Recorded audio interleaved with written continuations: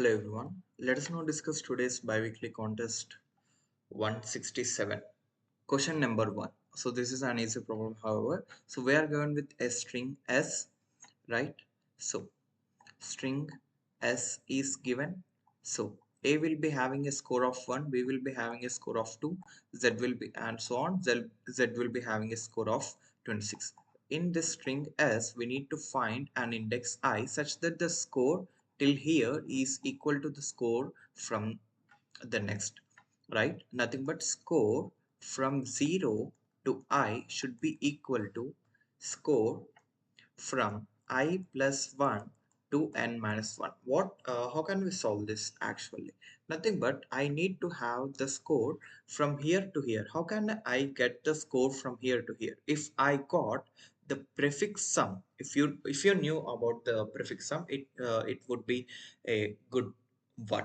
I'll tell you what if I have 1 2 3 2 1, and then here I have 6, and then here I have 6 8, and then here let me say here I have 7. So what is the induction of this prism is nothing but here I'll store a prism array where it have 1 and then 3, 1 plus 2 3, and then 3 plus 3 nothing but 6, and then 6 plus 2 8, 8 plus 1 9 plus 1 16. If you see, I'll take 1. 16 minus 1 is the sum it will have here. So here it will be 17, and here it will be having 1. If not, if you don't trust me, let me go with this.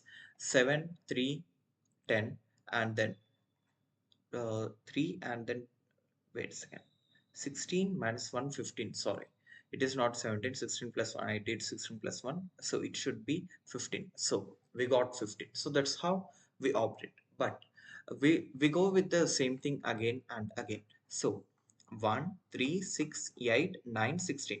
Now 16 minus 1, is it equal to 1? No.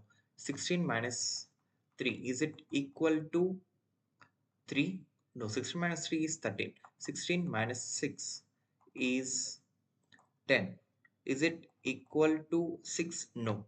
16 minus 8, is it equal to 8? Yes. So here at this index I got an index. So what I'll do is I'll just return true here. If not I'll just return false. So what will be the algorithm written for this? First, take n as the size of string.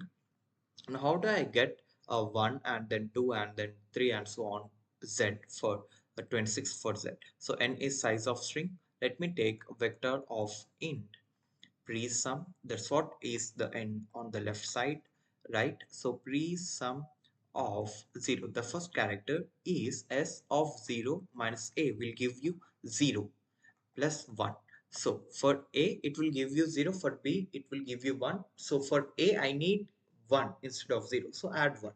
Then for I is equal to 1 and less than n, I plus plus, what I'll do is pre-sum of I, as I said, add the first one, add the current one, 3, plus the this 3 plus the previous pre-sum, right? So pre-sum is equal to pre-sum of I minus 1 plus, how do I get this? S of I minus A plus 1.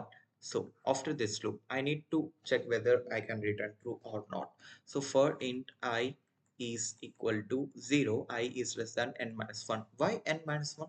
Why? Because if I am at this point, there is nothing on my right, so I don't go there. So I is less than n minus 1, I plus plus. I'll just do if pre-sum of n minus 1 minus pre-sum of I, if it is equal to pre-sum of I, then return true there itself. If not, return false at the end after this loop.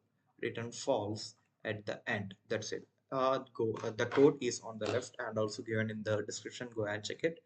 In few minutes you will get the second problem explanation also. Thanks for watching this video. Do subscribe and like to this video.